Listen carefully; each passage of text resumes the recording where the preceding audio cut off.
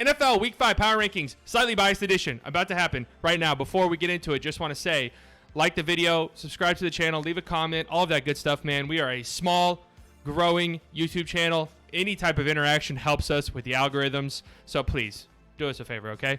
And before we get into these power rankings, just want to say, if you haven't seen our other power rankings, my mindset is you have dropped me into the NFL season without telling me anything. So there's no preseason expectations that are influencing these rankings. But, you know, we're a fourth of the way into the season, which sucks to say. The NFL season goes by so fast. So, you know, any preseason, you know, expectations really shouldn't have an effect on these rankings. Anyway, so let's get right into it with number 33. We have the New York Jets. Listen, man, if you can't beat Brett Rypien, when are you going to win? You know, that's what it is. When are you going to win? I don't think this team goes 0-16 because I hate predicting stuff like that. I think it's dumb to predict stuff like that. That's so rare. But it's like, who were you penciling in the Jets to beat? They are easily the worst team in the NFL. And it's not like most years where you have a worst team in the NFL, but, you know, they're decent enough to where they'll pull out a few wins. This Jets team is horrific. They're absolutely terrible. And I don't know when they win. Adam Gase is still there. Just an embarrassment. Coming in at number 32 this week, I had to put him over the Jets. That is the Hendrick Hawks 7th grade B team. I think that they deserve to be in over the Jets this week. Still not a very good team, but I think that they've earned this ranking. Coming in at number 31, we have the New York Football Giants. I mentioned last week, if it were not for the Jets, this Giants team would be the laughingstock in the NFL, and they might be anyway. I'm trying to remember this stat. There's been more points scored in the NFL through 4 weeks as a league-wide, than any other year in history, and the Giants have scored 3 touchdowns. 3 touchdowns in 4 games in a year where more points are being scored than ever. I think they're averaging 12 points a game. They haven't scored a touchdown since Saquon got hurt. This team looks horrific. This offense looks horrific. And this upcoming Sunday, we got the worst offense in football meeting up against the worst defense in football. So we'll see who gets the better of who. But right now, this Giants team is terrible, man. 31 is a very fair spot for them. Coming in at number 30, it is the Atlanta Falcons. I tried to be nice to them. They've been competitive in a lot of their games, but I just can't do it anymore. They're at 30. This defense is really bad. And now their offense, against Green Bay at least, did not look very good. Their offensive line's bad. They can't get the run game going whatsoever. And Matt Ryan is sort of an enigma. Like, he has his moments where he looks really good, and then he has his moments where he looks not very good. And it's hard to sort of consistently win when you're playing the way that they're playing. And they're 0-4 because of it. Coming in at number 29, another team I've been nice to, I think, but I can't do it anymore. This is the last 0-4 team. The Texans, of course, they just fired Bill O'Brien. Thank God, right? I mean, a long time coming. It makes me wonder, though, if you went into the season thinking firing Bill O'Brien 4 weeks into it was a possibility, why did you sign off on letting him trade the best wide receiver in football? That's something that makes zero sense to me, right? Like, firing somebody this early, there had to be a feeling within the organization over the offseason that this was something that was possible, that Bill O'Brien was skating on thin ice, and you're ready to cut ties, you know, as quickly as possible. Why would you okay on a trade like the DeAndre Hopkins trade? It makes zero sense to me whatsoever, man. Absolutely zero sense to me. I know that DeAndre Hopkins and Bill O'Brien had a little rift, but if you're the front office and you know your receiver doesn't like your head coach and you're already thinking about firing your head coach, why not just fire him then? I don't know. Terrible, terrible, terrible. They look bad, too. I thought that they didn't look – I don't think they're really an 0-4 team, but it's getting to the point now where it's like, all right, man, we're a quarter of the way into the season. You guys haven't won a game. Okay, I don't know why Deshaun Watson gets the benefit, the benefit of the doubt that he always gets. I don't know why he's always thrown into the Patrick Mahomes tiers. He's not there, okay? He's not. He's very overrated. I'm sorry to say. I like Deshaun. I really do. I think he's a really good player, but he's overrated by the casual NFL fan big time. Next up at 28, we have the Washington football team. I think they are the worst one-win team. Offensively, they are terrible. Haskin, I've mentioned this already. I don't think he's good. I don't think that he's the answer. They probably ride it out with him for the remainder of the season, but I don't think that he's the long-term answer there. It's just he's just too immobile, man. He's not athletic enough. He's not athletic enough, and I don't know if guys like that would work in today's NFL. Truthfully, I don't. Next up, we have the Jacksonville Jaguars. I believe that they are starting to crash back down to earth. They looked really good week 1, obviously shocked the world, beat the Colts. Week 2, they looked really competitive, almost came back and beat the Titans, and it's been completely downhill from there. The wheels have kind of fallen off. Their defense looks really bad now. Minshew has not looked very good the past couple weeks, and this is kind of where we all expected this Jaguars team to end up, and here they are. Next up, we have the Denver Broncos finally get their first win of the season. I'm putting them high. Like, I'd probably put this current Broncos team with all their injuries, I'd probably put the Jags over them. But once they start getting healthy, once Drew Lock comes back, I think this is going to be a better team than what we're seeing right now. But it's just, they're so beat up, and their quarterback situation without Drew Lock is bad. And I know there's some people who don't even like Drew Lock. I don't know. Give him some time. I think Drew Lock might be the answer. I'm not entirely sure. Next up, we have the Detroit Lions, man. A tough game against the Saints. No one expected them to win. They made it competitive. They were up, I believe. They started the game off hot, 14-0. And then, they had a chance there towards the end. But the defense is just so horrific. So horrific. Matt Patricia, who hangs his head on defense, is maybe the worst defensive coach in the entire National Football League. It's time for him to go. Big time. It is time for him to go. This defense is just too terrible. Next up, we have the Miami Dolphins, a team which I kind of want to put higher. I had them in my top 20 last week. I kind of want to put them higher, but I don't know. I thought that they looked competitive against the Seahawks. Defensively, that was probably the best. I know the Seahawks put up 31, but that was probably the best defensive performance the team's had against Seattle so far. Offensively, they made it a game. They were competitive, but, they're just not there yet. They're not there yet to really, really compete with teams like Seattle, but they're close. I really think out of all of these young rebuilding teams, the Dolphins are one of the closest. And I'm not talking like what's a young team that looks really good right now? I don't know. I'm not talking like the Cardinals. I'm talking the teams like the Jets, the Jags, the Panthers. These teams that everybody expected to be towards the very, very bottom. I think the Dolphins look the best out of all of those teams right now. Next up, we have the Eagles at 23. Dude, I cannot put them in my top 20. I don't care that they just beat the 49ers. They are not a good team. They are definitely not a top 20 team. I don't care about Carson Wentz looking good. I don't know why Carson Wentz gets treated the way he does. This is part of the reason why I despise Carson Wentz the way that I despise him, is because he's not treated like he should be treated. Okay? He's not treated the way that he should be treated. What do I mean by that? He's not treated like the number 2 overall draft pick. He's not treated like one of the highest paid players in the NFL. He's treated like a Make-A-Wish kid, where we just brush away all of his bad stuff, and if he has like a halfway decent game, everyone acts like he just had the most amazing game you've ever seen. Okay, go back and rewatch this Niners game. If Patrick Mahomes has a game like that, Russell Wilson has a game like that, Dak Prescott has a game like that, I don't know, Aaron Rodgers has a game like that. We're talking about how their team won in spite of the quarterback play. Okay, what we saw on Sunday from Carson Wentz encapsulate who he is as a quarterback. Half good, half horrible. Horrible decisions. Horrible throws. Did he make some good throws? Yeah. Did he have some really nice runs? Yes. But he didn't have a good game. I don't know why he gets treated like this Make-A-Wish kid, man. I really don't. Like, I don't know why we just pretend like Carson Wentz, oh, man, he made that one really good throw. He made some terrible fucking throws on Sunday night. Seriously, I'm not ready to crown this team anything yet. Their defensive line looks really good. Next up, we have the Dallas Cowboys. Yeah, I do think they're better than the Eagles. I really do. This team is not making the playoffs, though. I'm going to tell you that right now. This team is not making the playoffs. And they're just too high for me, even on my own rankings. Like, 22 seems too high, but I couldn't justify having them any lower just because of how good their offense is and how good Dak Prescott has been. But my God, man, this is the worst defense I've ever seen. I'm not kidding. And I really don't think I'm being emotional or I'm speaking in hyperbole. This is the worst defense of all time. It really is. And they're on pace statistics-wise, they're on pace to be the worst defense of all time. And usually a quarter of the way in the season, usually each year you get this where there's some crazy stats or some teams on pace to break this record or some players on pace to break this record. And, those things never actually happen. This team could end up being the worst defense of all time. Seriously.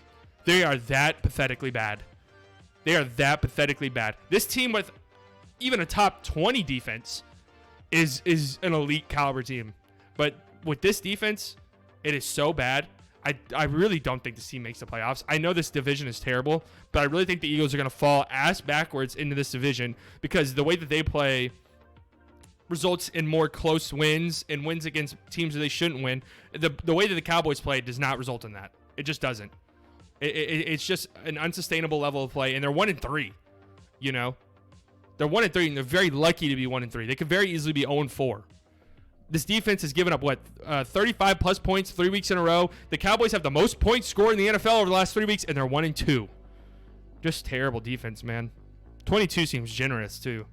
Next up, we have the Cincinnati Bengals, who finally get their first win. Hey, they haven't lost in 2 weeks. Joe Burrow looks legitimate, man. He looks like the guy. I'm excited for this Bengals team. Really not much else to say. I think their defense has kind of looked surprisingly good at times. You know, they still have a long way to go, though. But if you're a Bengals fan, you got to be happy with what you've seen so far. Next up, we have the Minnesota Vikings. This might be high for them. They shot up the rankings. Remember the first when we did this, I had them ranked this the 31st team in the NFL. Now they're at 20. I just think that they looked competitive last week against the Titans. And, you know, they handled business this week against Houston. Their offense looked so bad the first 2 weeks, but they're finally starting to get it rolling. And their defense this week was their best performance of the year so far. So maybe they're starting to figure some things out. I just think this is too talented of a team to really turn your back on entirely. I don't know if they make the playoffs. They might have dug themselves a little bit too deep of a hole at 0-3, especially considering how competitive the NFC is shaping up to be. But we'll see, man. Maybe they figure some stuff out. Next up, we have the Chargers at 1-9. I'm sorry, 1-3. I believe that they are the highest rated 1-3 team. I do like this team, man. Herbert looks really good. Justin Herbert looks really, really, really good. And I do feel bad for Tyrod. I've always liked Tyrod. But if they go back to Tyrod, Anthony Lynn has to be fired immediately, if he even suggests that as a possibility. Herbert has looked really good. He looked really good on Sunday against Tampa Bay, a really, really good defense. And he went out and was just throwing dimes. And I'm not saying like 10 yards, like he was airing it out and throwing dimes. I was super impressed by what I saw. Austin Eckler's injury hurts really bad just because of how they utilize him in the offense. I'm kind of excited to see Joshua Kelly because I think he's a really good player, but we'll see if Jackson can step in and fill that void that they are going to that Austin Eckler's injury leaves. I don't know how long Eckler's supposed to be out, but it sounded like it was like a serious hamstring injury. But I like this Chargers team. I know they got 38 put up on them, but I do like this defense, even though it's super, super hurt. I think that they're the best looking 1-3 team so far. I think that's fair to say. Next up, we have a big time fall from grace here. The Chicago Bears. And I've been waiting for this. I've been saying that this team is not good. I did not think that this was a real 0-3 or 3-0 team. And they looked bad on Sunday against Indianapolis. We'll talk more about Indy in a second. I do think Indy has a top 3, maybe even top 2 defense in the NFL. But God, this offense is so bad.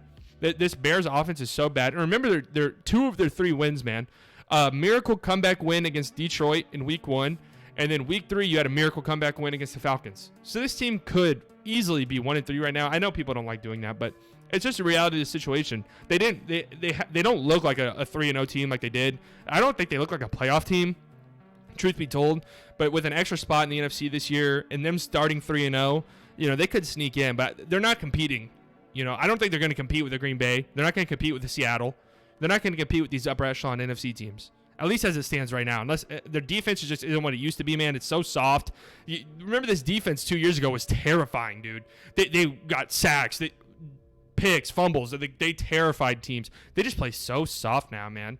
Their red zone defense is pretty good, but God, it's just so easy to get there now. And their offense is just not good enough. They run such a weak, hard-to-watch offense. And I know some of that has to do with there not being a lot of pieces around, but God, they are just boring to watch. Next up, we have a team that kind of feels like they're free-falling, man. Arizona. 2 losses in a row and 2 losses against teams that really they should have beaten. Especially if this team wants to be a playoff team, you got to beat the Detroit Lions and the Carolina Panthers of the world. You just have to do it. You have to do it. Defense has been disappointing. Defense is reeling from injury as well. They need Budda Baker, man. They need him desperately bad. But offensively, man, the last 2 weeks have been ugly. They've been ugly, and you almost have to. I mean, this is Cliff's style of play, man. This is what he does. These screen pass. It's pretty hard to watch at times. Admittedly, it's pretty hard to watch. They almost never air it out, which kind of sucks. You kind of want to see that, but they almost never do it. Their offensive line is really not good enough to give Kyler Murray the time that he needs. But this almost has been hard to watch lately, man. Kenyon Drake's been a massive disappointment. I don't know. I'm hoping that they figure it out because I love this Cardinals team. I love Kyler Murray. I love Cliff. But it's looked ugly the last 2 weeks, that's for sure. Next up, we have the Carolina Panthers, one of the shocking teams in the NFL. They've been competitive all year long. Now they've got 2 wins in a row, and wins against the Chargers, who I think is a pretty solid team, and a team against Arizona is a pretty solid team. So it's not like they're beating the bottom feeders of the NFL. Their offense looks good. I saw somebody make this point, and it is kind of interesting. that their offense might be better off without Christian McCaffrey. And I know that sounds crazy to say, but when you think about it, right? Christian McCaffrey is so good that he's almost like a crutch. Like you almost have to give him the ball like 25 times a game. And defenses can really shift their focus towards McCaffrey. But with McCaffrey out, you have to get all these other guys involved. And the Panthers have some really solid weapons on offense, man. Robbie Anderson looks amazing. Like, Robbie Anderson looks like a wide receiver 1 in the NFL. You have DJ Moore. Curtis Samuels look good at times. Ian Thomas got a touchdown, I believe, on Sunday. Or was it last week? I don't remember. But this, I mean, Teddy's looked decent, right? This team's looked pretty good. And I don't know if I want to say playoffs just yet, but I doubt this is a playoffs team. But they're definitely exceeding expectations, especially defensively. You could tell Matt Rule has these guys playing hard. People are buying in. I like this Panthers team a lot. I don't know if they're a playoff team. I don't know if we can go that far just yet. But who knows? They win next week? Who knows? Next up, I have the Niners, who really didn't move at all, even after losing to a bad Eagles team. And the reason is they're just so hurt. Like, it's really hard to gauge this Niners team just because of how injured they are. Nick Mullins is terrible. So that sect of the 49ers fan base who, for some reason, thought Nick Mullins was better than Jimmy G, go ahead and dead that. Nick Mullins is horrifically bad, and that showed on Sunday.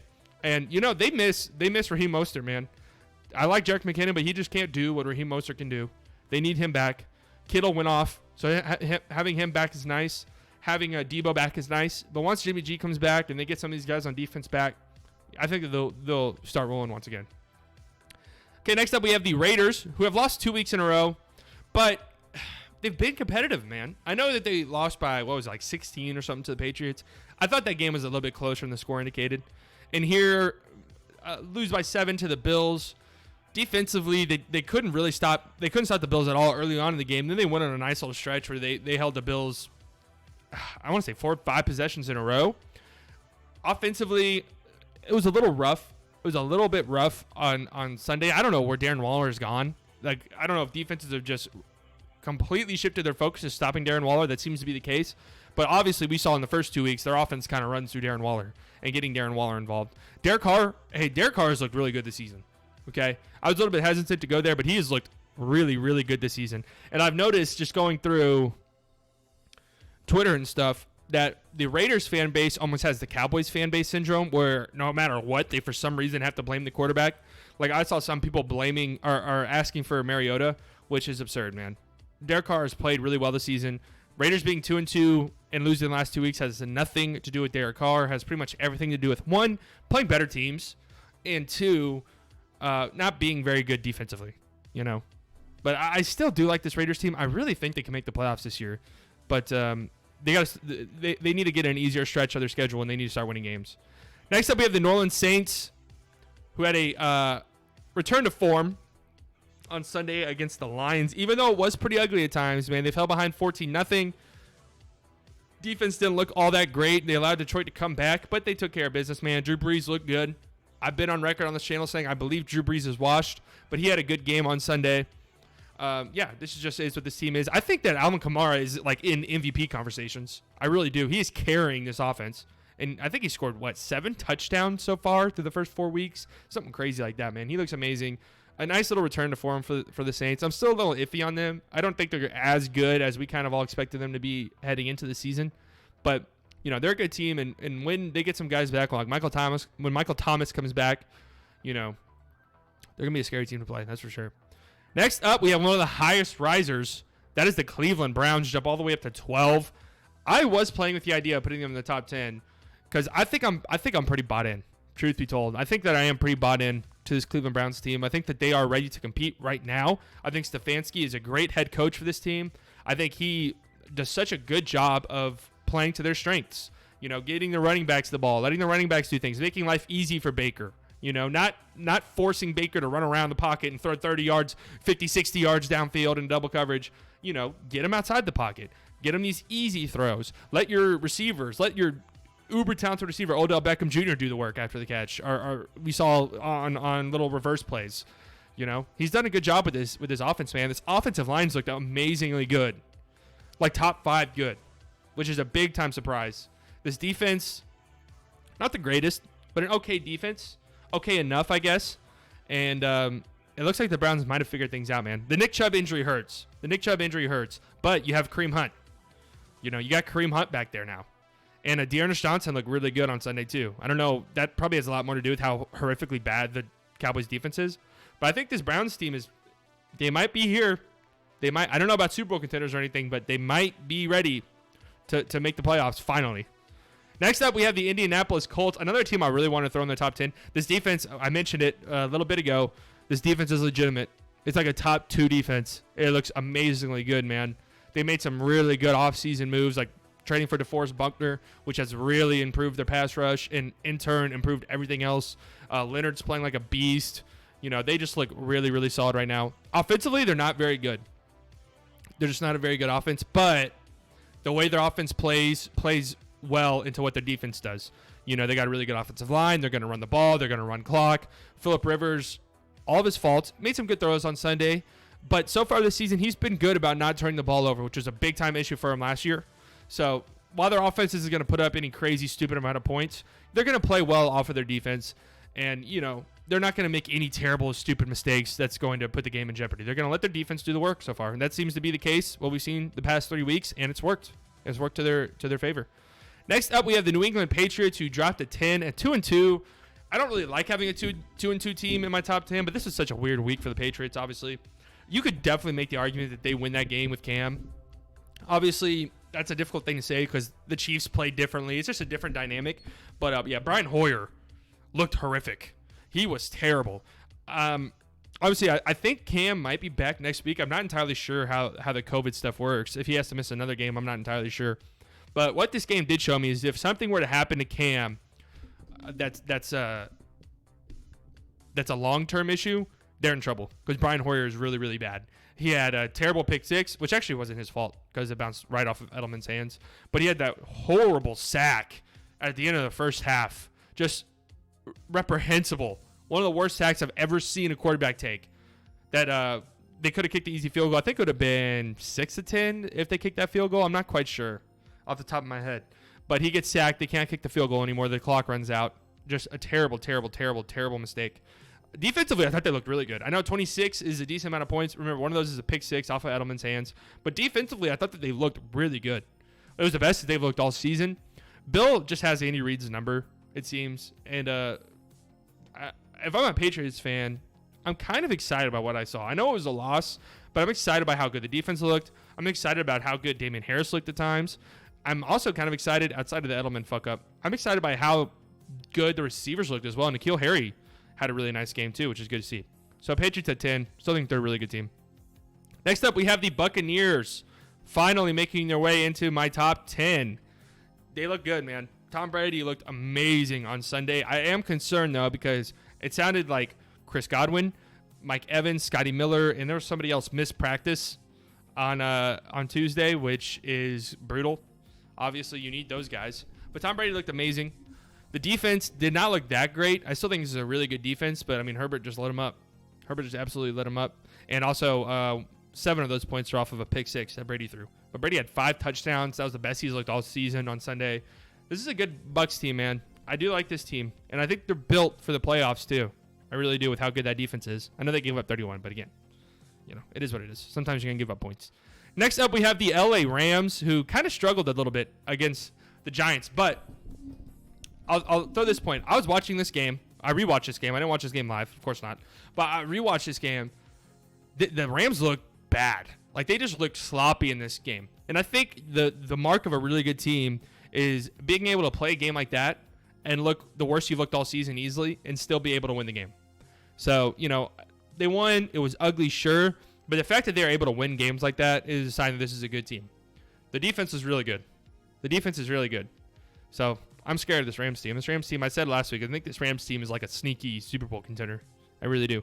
Next up, we have the Tennessee Titans. They actually moved up a spot, and that's just kind of because of what everyone around them did. But, of course, they didn't play this week. The game against the Steelers got postponed. Nothing really to say other than that. Nothing to say. Next up, we have the Baltimore Ravens, who bounced back after a loss against the Chiefs and beat the Washington football team. They stay the same. I have them ranked as 6 right now. Just a return to form, man. Lamar didn't look that great again. admittedly. And he had a really nice run. I think the longest run of his career was like 50-something yards. But he still looked a little sloppy at times. You know, I don't know if this is just sort of a little rough patch for him. I don't know. But the Ravens team still look good. This is a really good defense, man. And, you know, with Lamar's running capabilities and the weapons that they have on offense and running the ball, you know, they're always going to be putting up points and a threat to put up a lot of points. Next up at number 5, we have the Pittsburgh Steelers. Again, they did not play this week. The game against Tennessee got canceled because of Tennessee's positive corona tests. So, really nothing to say. I got them here at number 5. They don't move a spot, obviously, because they didn't play. All right, moving on to number 4, we have the Seattle Seahawks, who took care of business against Miami. It was probably, you know, it was definitely Russ's worst game so far this season, and the offense's probably worst game so far this season, and they still put up 31 points. You know, it's just a testament to how good this team's offense is. Defense, there's still some concerns, man. Like I said last week, their defense greatly caps the ceiling of this team. You know, if they had even a average defense, this team looks like world beaters. This team looks unbeatable with even an average defense. So we'll see just how far, you know, Russ can carry this team on his back, man. They're 4-0. They look really good. They look really good. Do not get me wrong. I have them ranked as number 4. But the defense is definitely a little spooky. Next up at number 3, we have the Buffalo Bills. Take care of business against the Raiders in a hard-fought game, man. I've seen some people say, well, they barely beat the Raiders. Dude, the Raiders are a good team. The Raiders are a good team. And even last year, what they finished, like 7-9, 6-10, something like that. I don't think 6-10. I think it was like 7-9. But they competed through and through every single game they played. They played tough. This Buffalo offense is absurd. It's absolutely absurd. It's amazingly good. And their defense had probably their best game of the season so far. Yeah, there's nothing to say. This Bills team is really, really good. This Bills team is really, really good. Next up, we have the Green Bay Packers, man. They look, I don't want to say easily like the best team in the NFC because the Seahawks do look really good. No, I'll go there. They look easily like the best team in the NFC. The defense, which has kind of been a little shaky at times up until Monday night where they completely dominated the Falcons. Of course, it's the Falcons, so, you know, you don't want to give them too much credit. But they held Calvin Ridley to 0 catches. 0 catches to a guy who's looked like one of the best receivers in the NFL so far. This defense is really coming around now. Their pass rush looks good. Aaron Rodgers looks amazingly good, man. He looks like prime Aaron Rodgers. Looks like an MVP level player right now. And they're doing all this without Devontae Adams, or at least the last 2 weeks. Man. They're making us all look like idiots. All of us who said they need a receiver. Just goes to show, these guys know more than us. These guys in front office positions, they know more than we do. Okay? Well, some of them, actually. Some of them do not. Okay? Dallas Cowboys, I'm convinced the Dallas Cowboys front office does not know more than me. Taco Charlton over TJ Watt. I would never have made that pick. Never in my life would I have made that pick. Tristan Hill over Juan Thornhill. Never would have made that pick ever in my life. Just goes to show you, man. Pretty smart. Next up at number 1, we have the Kansas City Chiefs. No shock here. They handle business. Again, kind of ugly, but, I mean, this is a really good Pats defense. The Chiefs turn it on when they need to, and their defense is really good. I don't know if I'd say really good. I'd say good and very, very opportunistic. Very, very opportunistic, which is, I mean, is a lethal weapon when you combine that with their offense. Because this defense will force turnovers, right? They'll force interceptions, fumbles, sacks. They'll give their offense good field position. You give the Chiefs offense good field position, it's over. It's over. I think I saw a crazy stat that